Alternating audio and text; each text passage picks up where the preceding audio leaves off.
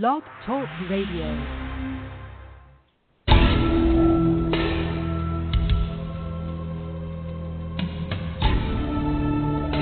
You are now listening to True Murder, the most shocking killers in true crime history and the authors that have written about them. Gacy, Bundy, Dahmer, The Night Stalker, BTK. Every week, another fascinating author talking about the most shocking and infamous killers in true crime history. True Murder, with your host, journalist and author, Dan Zupansky.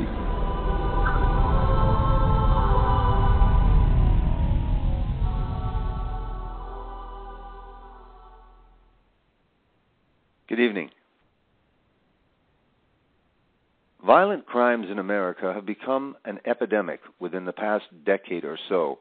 With more juvenile offenders taking to the streets, homicide and murder rates have skyrocketed as science does their best to study the minds of America's most horrific killers. Amanda Seaton would like to invite you to delve into the world of crime and forensics as she provides an analysis of those violent crimes committed by juvenile offenders, mothers, husbands, roommates, ex-football players, and one of the most famous sadistic serial killers of the 1970s. The book explores the substantial problem the United States of America is facing with violent crimes, not just committed by adults, but juveniles, offenders as well. The book that we're profiling this evening is Violent Crimes in America and the Forensic Disciplines Used to Solve Them, with my special guest, journalist and author, Amanda Seaton. Welcome to the program, and thank you for agreeing to this interview, Amanda Seaton. Thank you for inviting me. Thank you very much. Very provocative book, and let's get right to that. Without giving too much away, maybe it's probably because of your background, but I don't want to put words in your mouth. Tell us exactly why, what compelled you to write this book at this time? What brought you to the writing of Violent Crimes in America? When I first enrolled into my bachelor's degree, I had a strong interest in Homeland Security, and throughout my studies, I delved a little bit into the area of forensics that they had used in order to track down terrorists and or solve the terrorist crimes that have taken place not just in America but across the world. And with delving into the world of forensics, it became rather interesting with all the unsolved murders and cases that have been going on, more specifically in the past decade or so. And so I decided that it would be interesting to obtain a master's in forensics, and with starting the master's in forensics, I realized that forensics is a very interesting category of science that is very young, and a lot of it is very unknown. Misconceptions often occur, and so I felt that by writing a book, I would be able to portray some of those misconceptions and the reality behind forensics to make it easier for people to understand. Oh, great. Okay, well, that's a great segue. So let's get into exactly what you mean by what's the definition of, in your mind, what forensic disciplines are, and then tell us about, just go through a couple of the myths that people really do believe that about forensics itself. Well, I believe that forensic discipline is the application of science and opinion put together in order to create the outcome of various different testing and the applications that they would use in court. Some of the common misconceptions that are used are the CSI effect, where victims and family members often believe that the police can solve a crime in an hour, where realistically it can take weeks, months, and years, and sometimes they never solve it at all. And the other one is, the biggest one that I had was that they're not able to get DNA out of fire victims or victims that have been submerged in water. So I felt that it was important to bring to the forefront that they are able to extract DNA from those types of victims. Now, is there some hindrance? Is there some issue? I mean, I have heard about that water would destroy DNA or because of decomposition. So tell us really what the truth is regarding DNA and being submerged or in water for a length of time.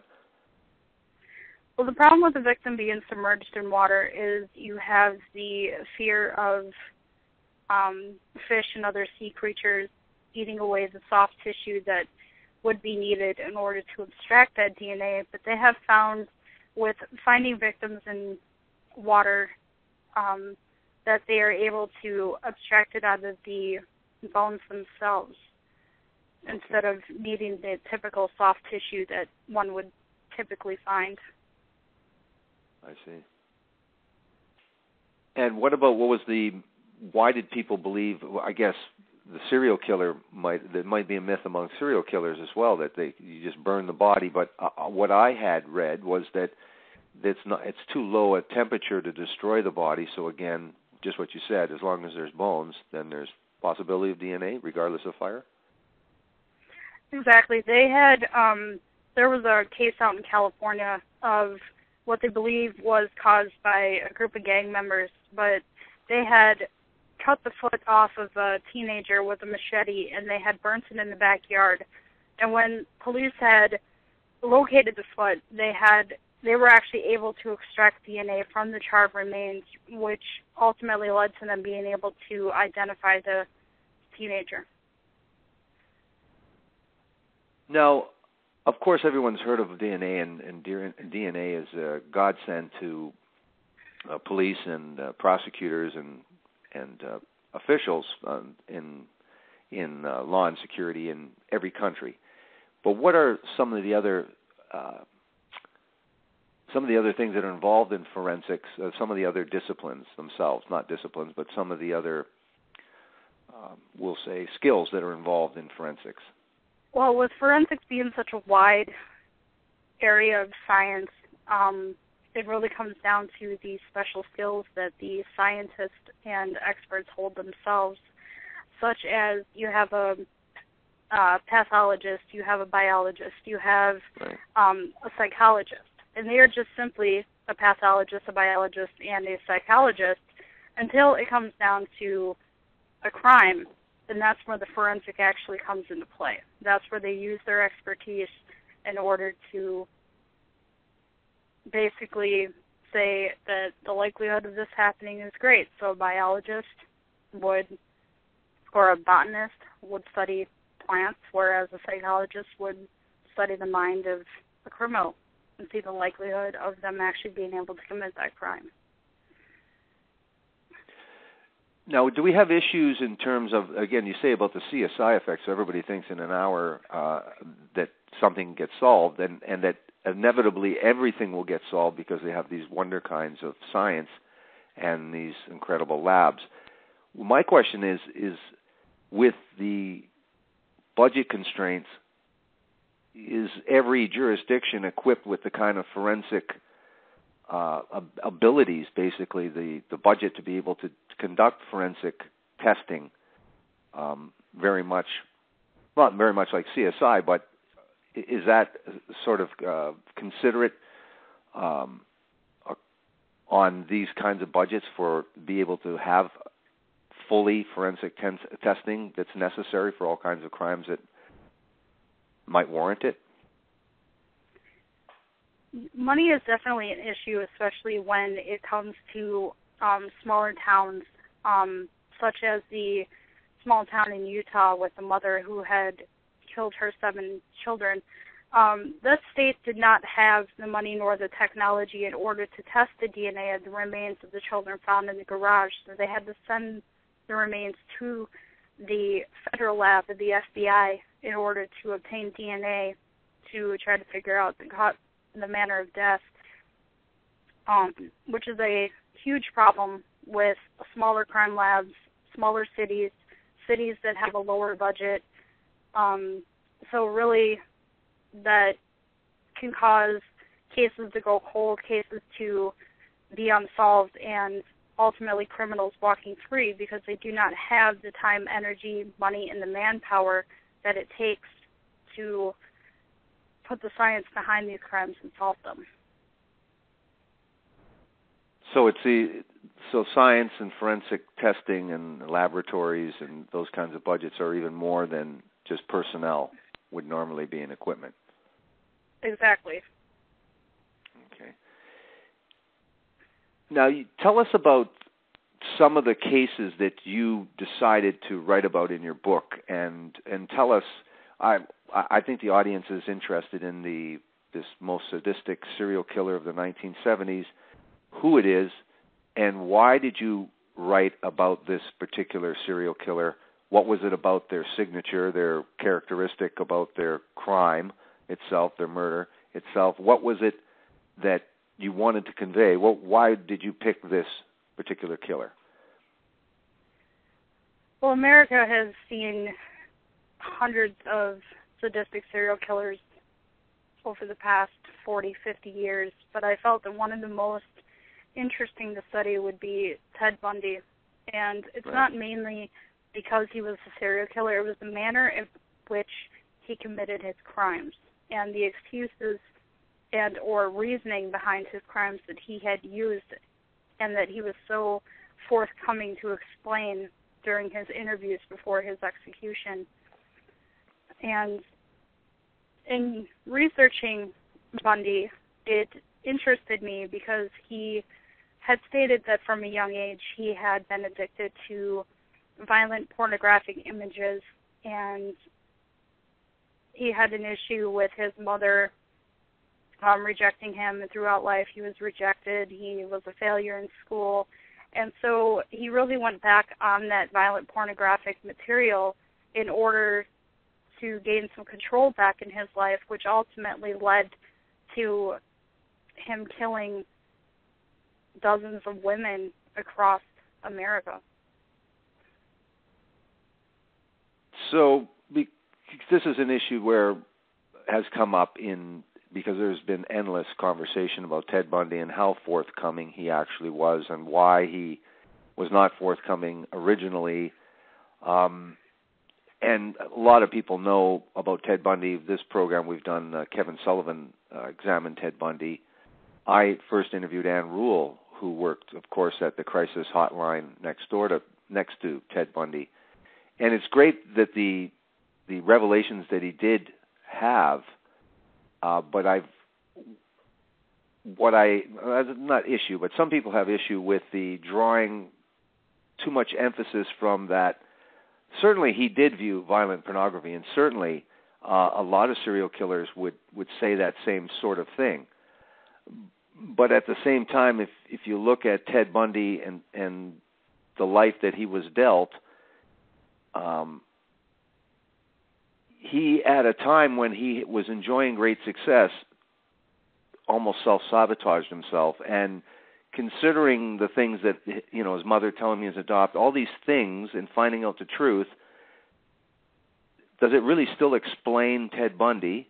And sorry for getting away from you with Ted Bundy, but what could you really conclude from Ted Bundy looking at the research that you did for this book?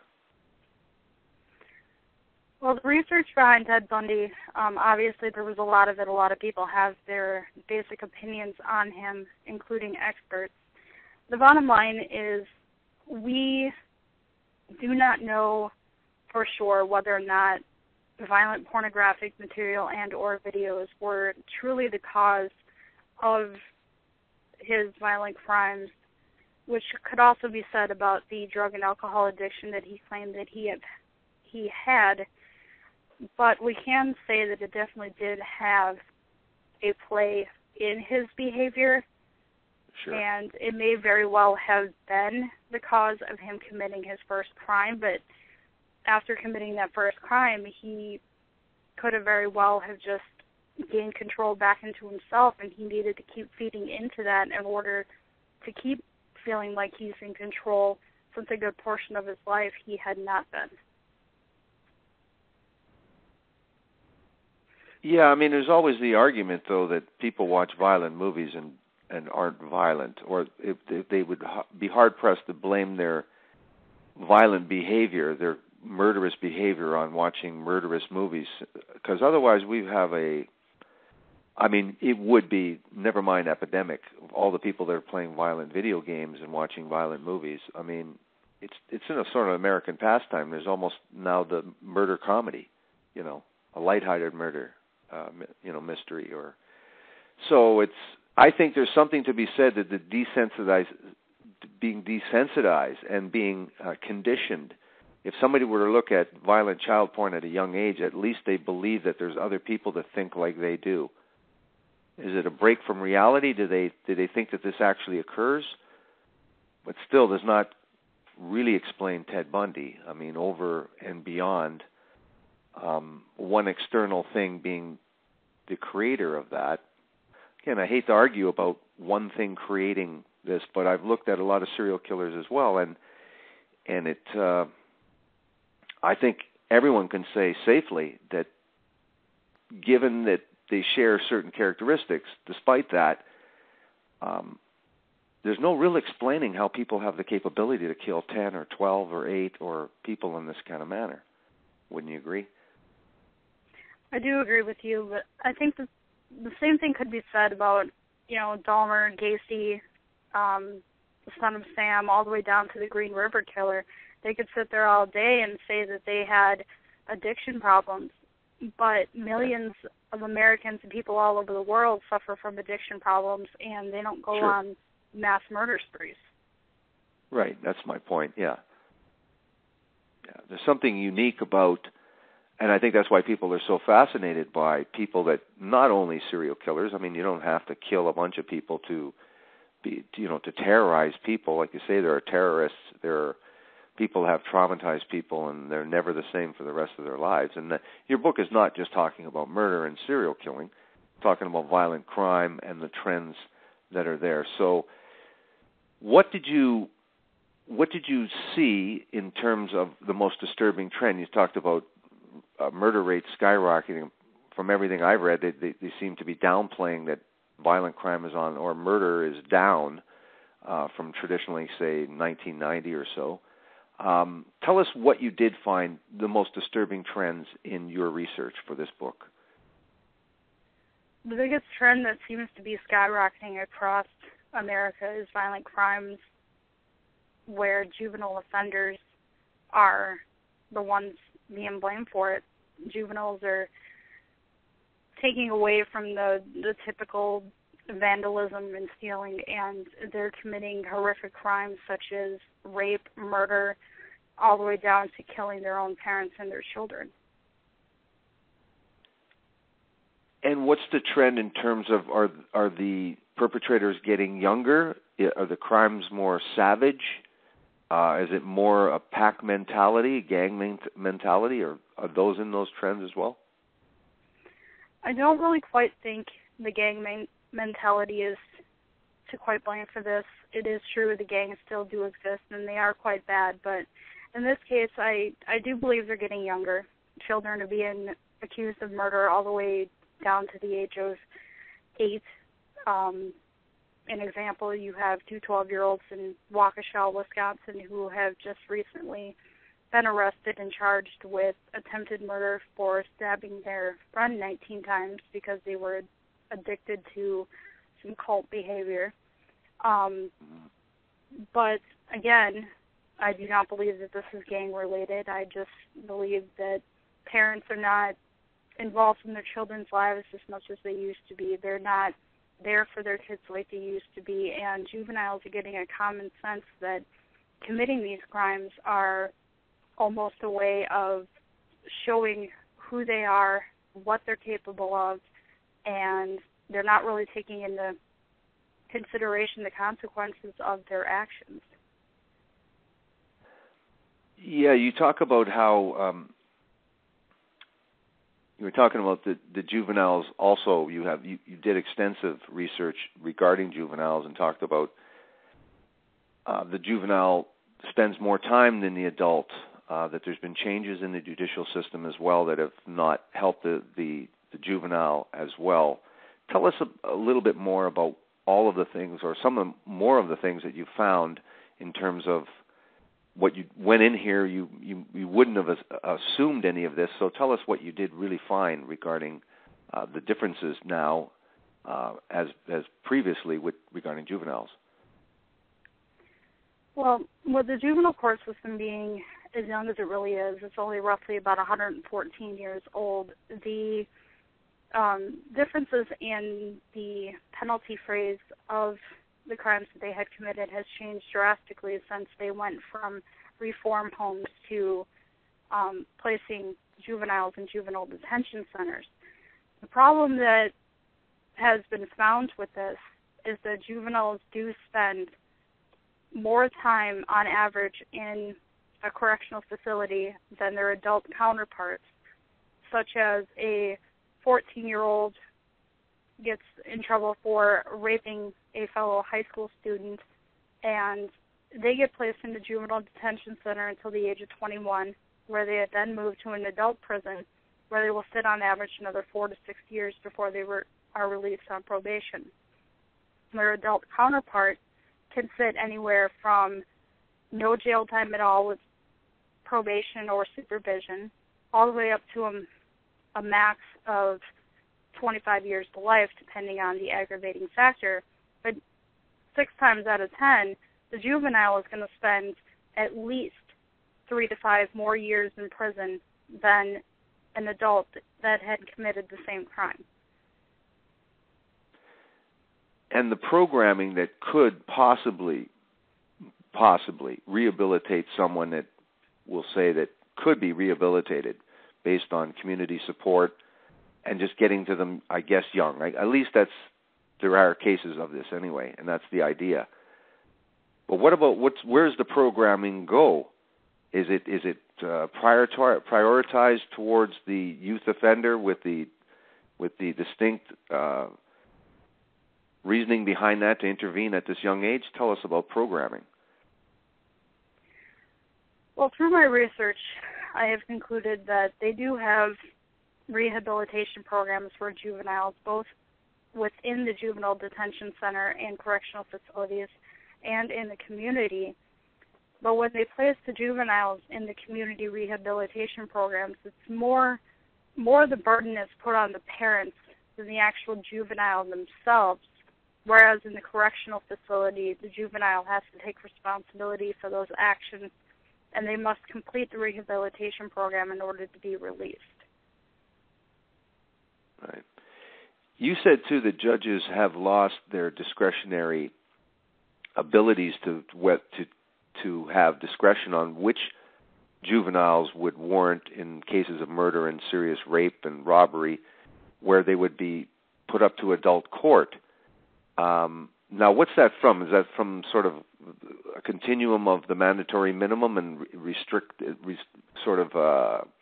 sentencing that's strict sentencing with guidelines? Tell us how that comes to be. Yeah, the new truth in sentencing laws does allow judges in jurisdictions to sentence juveniles that have committed crimes such as serious rape, aggravated assault, murder, and stuff like that to be tried as an adult, which then allows them to try them and sentence them to the max, as opposed to where they're charged as a juvenile. They would sit so long at a juvenile facility and then they would be released back into the community, where they would require undergoing treatment and rehabilitation services through the community. What else did you find with your research with juveniles that was particularly disturbing? I think the biggest thing that was disturbing me through researching juveniles is the manner in which they are treated. They are almost treated as an epidemic or a plague that's going through the court system that needs to be dealt with, but they don't want to deal with it on the level of dealing with a child. They just want to deal with it on the level of them committing the same crime as an adult, without taking to regard the juveniles as more rehabilitative than adults are later on. And I also think that with juveniles, they have lost sense or track, if you will, of what to do with them because the crimes are getting more severe. They're starting at a younger age. And they're really losing track of what punishment and or rehabilitative services really work in order to prevent them from continuing on with their criminality later in life. What have you concluded, at least, how would you address this? What would you address first, and how would you address it? I am a big supporter of taking juveniles and looking at their circumstances and really going on a case-to-case basis.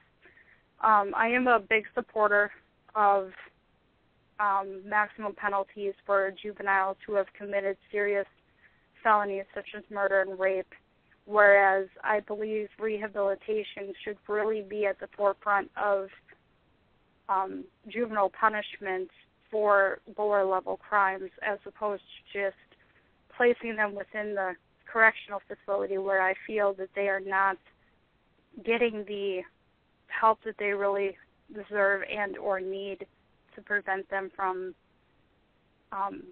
continuing on the same path that they were on. When you talk about the disintegration of the family unit as well from previous, where two people in a household, two parents, and not to say that that's, there are families that have split up amicably and they share the care of their kids, but more often than not, it's more of a sad story of tragedy and broken homes and people affected negatively by this. So you say this is a contributing factor to juvenile crime as well. And if that is the case, then you already have the disappearing family unit, and then you have these people with these heinous crimes at a young age. How then can those people be rehabilitated if they have to go then ideally back into a family unit, back to high school, back to school, back in with their family if there really wasn't any anyway? So realistically, my question is, how do you really address this? Is it really possible? I mean, how would you address that? And I think that's where the case-to-case basis really comes into play. If these juveniles came from a broken home, they don't have a support system, they don't really have a family, and they're not involved in the community, then it's going to be next to impossible in order to rehabilitate them back into the community. But on the flip side, placing them into a correctional facility is going to be almost as dangerous as putting them back in the situation that they derived from to begin with. And I think that's where the Child Protective Services and the state really comes into play, because sometimes they are able to rehabilitate these juveniles into a situation where placing them into a subsequent home has actually proved to be beneficial. However, this does not happen 100% of the time, but it has proven that juveniles can be rehabilitated into a new family as long as they are given the support system that they need. Not everybody has as much faith in it as other people, but psychology and psychologists are a big part of the courts now, and they're realizing they're a bigger part in society itself, and mental illness has shed a little bit of its stigma, and there are a lot of people that are at least under some kind of doctor's care for some kind of, I hate to use the phrase, mental illness. So what about psychology? What did you find in your research? Did you find anything or look into anything about organic brain disease or some of the causation of some of this? Did you see any? What was the sort of some conclusions or something that you did see in terms of the psychology of this and its effect in terms of rehabilitation, possibly? Psychology really does come into play when we're talking about juvenile offenders and they're in the rehabilitative process. one of the biggest problems is that juveniles do not receive the amount of mental, behavioral health that they require, whether it be because their parents do not notice their behavior, they do not want to get involved, or the juvenile just hides the behavior from those involved in their lives. And because they don't receive the behavioral health that they require, their behavior typically gets worse. And as they go on, they're not really sure how to handle it. And so they take it out in a very negative way. And the behavioral health problems that they can oftentimes suffer from is ADHD, autism, Asperger's, conduct disorders, schizophrenia, borderline personality disorder, and they can also suffer from post-traumatic stress disorder and a wide array of other widely undiagnosed juvenile behavioral health disorders such as bipolar. And what's the solution there? I mean, medication, and there's hardly enough psychologists to speak to one-on-one with everyone, let alone the troubled youth, right? Exactly. And the problem is, at this point, there really is no solution.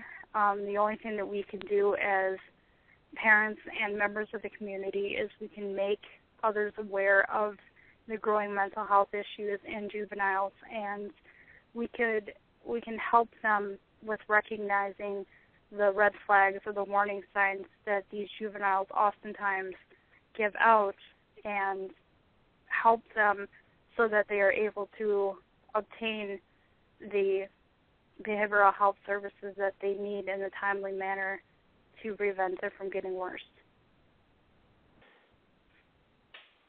I found it quite interesting, too.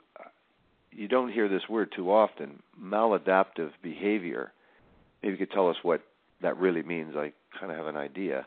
But also, I wanted to ask about how you, well, it's interesting what you say about, it almost seems like a division between the certain kids that have that strong family unit and direction and really aren't succumbing to a lot of the other things and haven't been subjected to a lot of the other things like divorce and violence and drug abuse, alcohol abuse, and worse, and sexual and physical abuse, that it is almost sort of a cautionary tale in terms of that you say that kids will certainly encounter some kind of maladaptive behavior. Tell us a little bit about how you talk about in the book about sort of this cautionary thing about what kids can expect out there. Well, first, it's important to understand what maladaptive behavior really is, and essentially it is dysfunctional and non-productive behavior that one will engage in for a number of reasons, such as anxiety and other types such as depression. Maladaptive behavior is typically anything that is not socially normal. This can include attempting suicide, sexual promiscuity. It can also include criminality, and basically other forms of behavior that one would typically not see in children that come from well-adjusted homes. Right.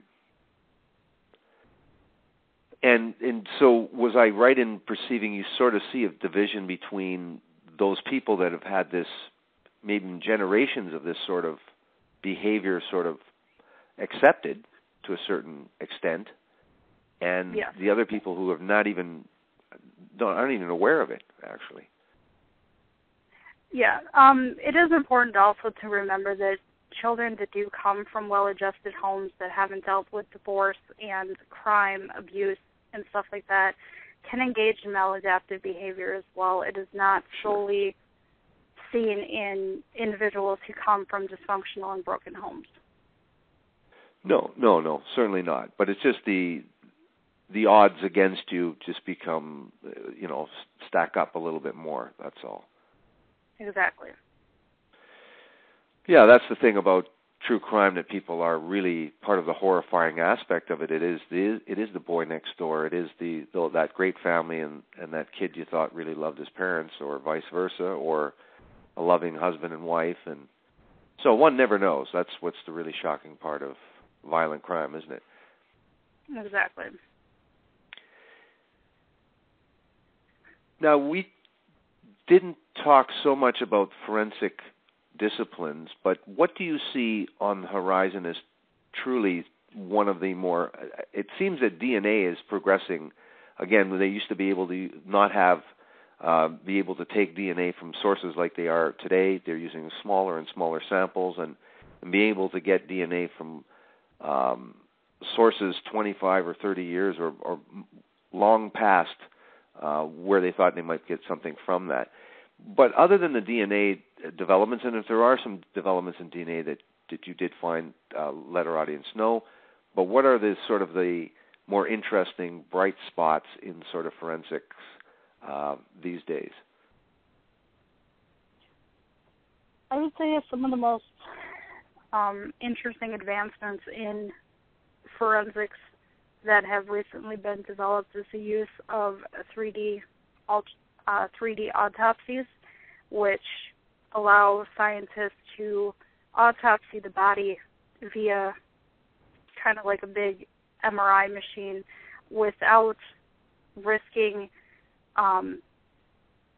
the sample or decomposing the sample by having to typically cut into them. So they're able to save or preserve the body for further testing or further use by use of the 3D autopsies. And how common is that? Have they used it successfully in the prosecution of cases, or has it stood up to any kind of scrutiny, is what I'm saying? I can't see where it would come from, but just give it a defense lawyer a few minutes. Is it passed that litmus test so far?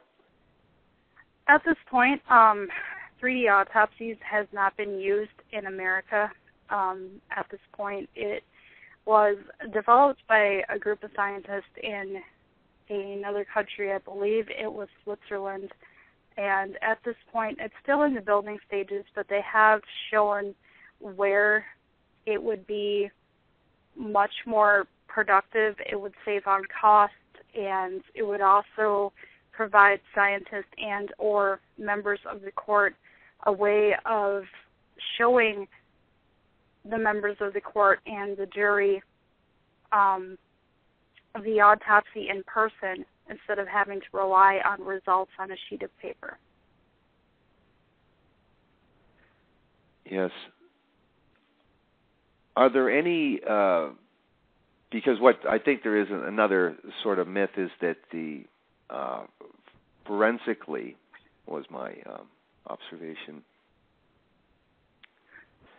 not fingerprinting, because there's been a few advancements in terms of taking fingerprints off difficult sources, gunpowder residue, but I think the other one was the eyewitness testimony has been, luckily for that, DNA has come to the rescue, because now we know a lot more about eyewitness testimony and how people respond, sometimes trying to recall who might be their perpetrator. So tell us about any one of the forensics, because I know that you touch on one where we have an idea that is inaccurate, but over the years that has proven to not be an acceptable or reliable forensic tool. Yeah, forensic psychologists have actually shown that a good portion of witnesses that have testified to a crime are not able to accurately and fully reiterate the statements that they had made, which leads to false identification. And it is said that approximately about 1% of death row inmates are falsely executed and or falsely convicted of a crime, and a good portion of the time it is because of misidentification from witnesses. Now, when you looked at motivation for violent crime, we on this program have discussed the psychopath, person without a conscience somehow that never really developed that empathy. Jeffrey Dahmer was one of those people who said, don't blame my parents. I just wanted to do this. I just wanted to do it. So any conclusions that you could find on all of this research in terms of a central motivation for people that would do the heinous, violent crime over and over again? I firmly believe that individuals that are capable of committing these type of crimes really lack a lot of self-control within their own lives, and that they do psychopaths themselves tend to stay away from blaming other people. They do blame themselves for their own actions, and that may not be because they actually believe that they committed the crime. It may just be because they want to be the forefront of their own attention. They don't want the attention plastered to their parents. Like Dahmer, he got verbally angry when they tried to blame his parents for his behavior. And that's because Dahmer wanted the attention on himself. He didn't want the attention to be sprayed towards his parents, his friends, work, his childhood, the way he grew up. He wanted the attention on himself. Well, I won't argue with that because they are, incredibly narcissistic and ego. There is an ego in terms of, and I mean, maybe Dahmer isn't the best example, but there's many of his contemporaries that are great examples of guys that just reveled in their crimes afterwards. They loved the limelight, the spotlight. They really enjoyed the court cases. They really performed. So, yeah, I'd have to agree with you there. What did you find in terms of Bundy is such a complex character, compared to some of the guys like Gacy and Dahmer. He seems downright more sophisticated. What did you find in terms of Bundy's central motivation? Because he could have got away. He escaped a couple times. He maybe could have hidden. People noted it as a compulsion, but what did you see in looking at Bundy? Well, with Bundy, he was extremely intelligent. He tried to go through college for psychology and for law. He did end up flunking out, but it was not because he wasn't smart enough to do the work. It was more because he had self-doubts on himself. With Bundy, he could have absolutely gotten away. He escaped from prison. He managed to stay away for, I believe it was a 2-year period before he was picked up. I do believe the compulsion took over, and he had to keep going. He had to keep doing what he was doing to feel the control in himself. He had dealt with a life of being rejected no matter which way he went, whether it's his parents, his girlfriend, school. He was always rejected. The longer he stayed away, the longer that compulsion popped up, and the more he had to commit those crimes and do what he had to do to feel like he was in control, because he couldn't handle being out of control, because he went right back to the whole rejection process.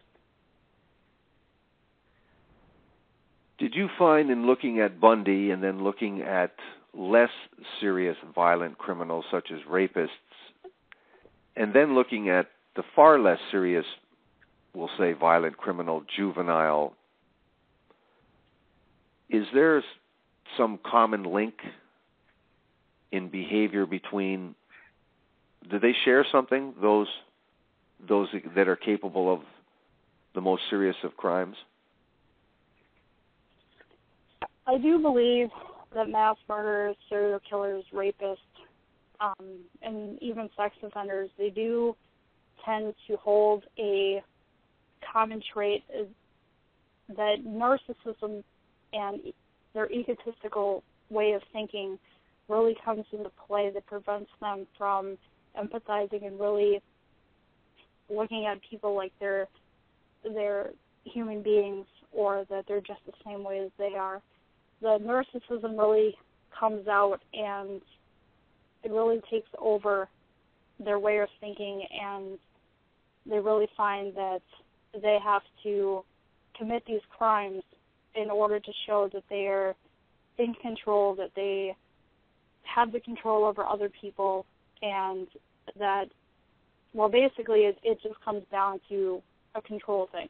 Even with sex offenders, they have to be in control of their victims. With rapists, they have to be in control of their victims. Serial killers are in control of their victims. And even with mass murderers, while they're not really out killing people, they kill people all at one time without taking a break, they're still in control of the situation. And attention is another aspect that they crave. And with being in control, obviously they receive the attention that they're looking for. Now, I agree with you, and many of the experts will as well, but when you get Bundy going back to the graves, to visit the graves and commit necrophilia, isn't it, you know what I mean? Just in terms of, I understand, I just think that it almost seems like some people are beyond our comprehension of what could happen under any circumstances. I understand control, but, I didn't really want to be known as a necrophile, but part of his compulsion was to go back and have sex with the dead. He could have delved into the world of necrophilia simply because he felt that he needed to have control of that victim even in death. Just like Dahmer had stated that the reason why he ate some of his victims is because he felt like he then had control of the victim, and that he would forever have control of the victim if he had ingested the body parts. Yeah, and Dennis Nilsen wanted the company, and Dahmer wanted the people to stay, and yeah, incredible.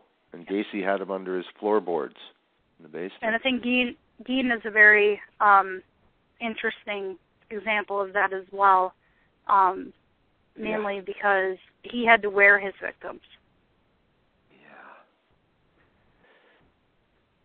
Yeah, that's absolutely. So, through all this research, how hard was it? I guess asking somebody that's interested in this if it was affected them. But was there anything that is there still optimism that you can understand this sort of behavior, and that there is some hope that this kind of behavior can be reversed somehow, or no? Within my honest opinion, I'm not positive. I think as a race or as a society, we can only do so much, and it really just comes down to until we see one another as being equals and we look at each other like we're human beings, the violence is just going to continue. Violence has been a part of the human race since the beginning of time, and if you look throughout history, one thing remains the same: the violence is getting worse. The crimes are getting worse. The human beings are being dehumanized for whatever reason, and it all comes down to the fact that everybody wants to be number one. In your research, you're based in the United States, am I correct? Yes. In America, I know some statistics, and I looked up for this interview as well. America, what they say is that it's hard to compare violent crime in America because of some of the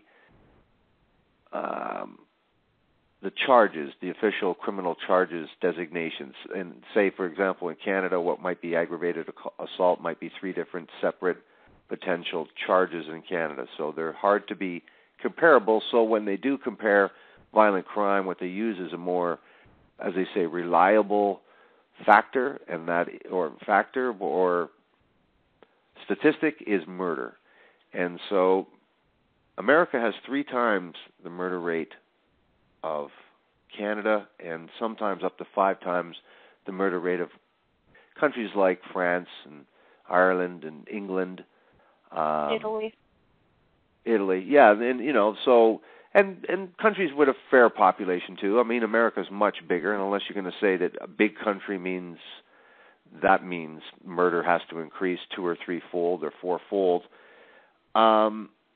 What do you attribute as the number one reason why America factually is 2 or 3 or 4 times more violent than any other country in the world except South Africa, which is incredible, but really it really is much more violent than almost any other country in the world.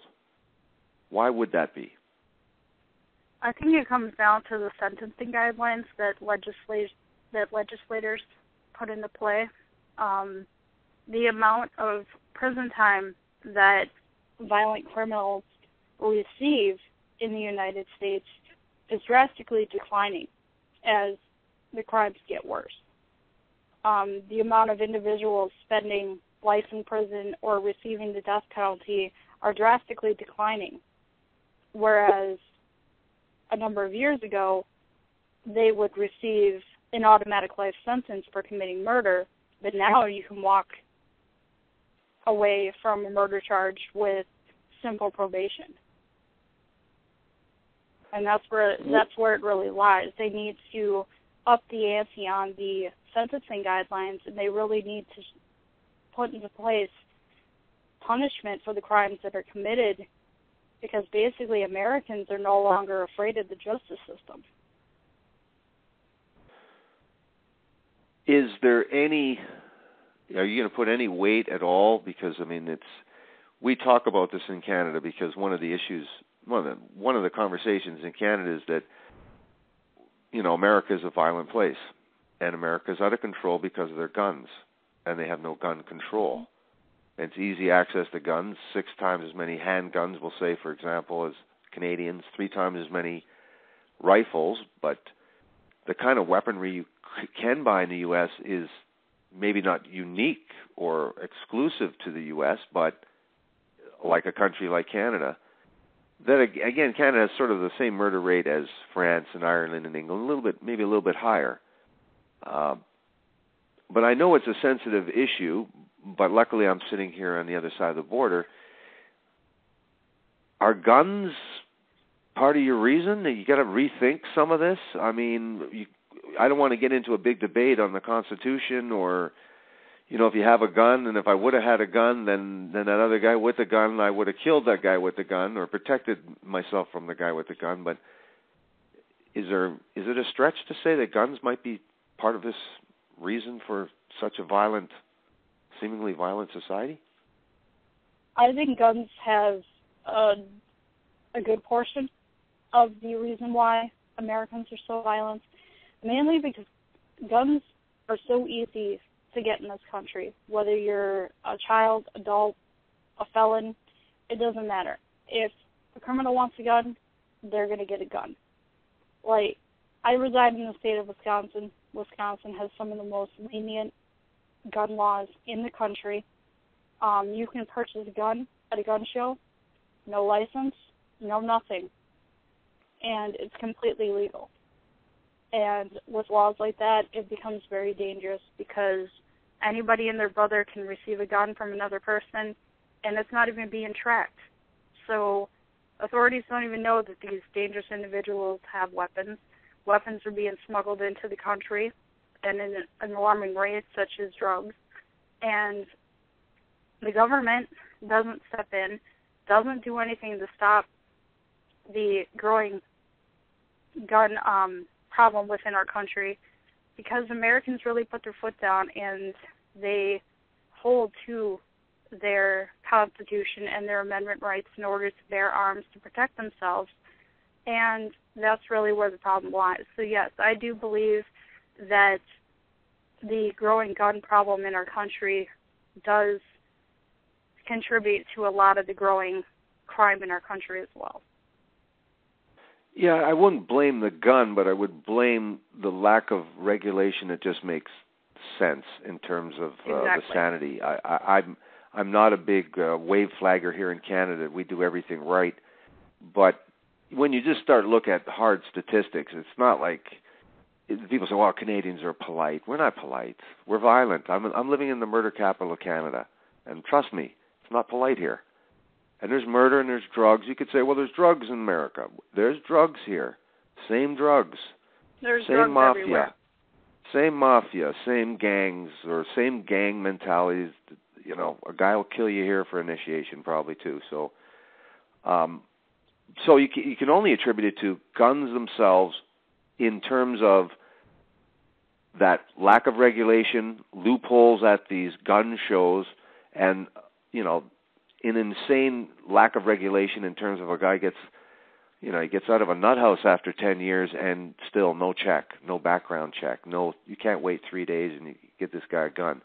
Now, I know there's state to state, there's differences, but I would say that this is certainly has to be a major contributing factor is that. Not to say take away guns, because in this country you have the right to have guns, lots of them.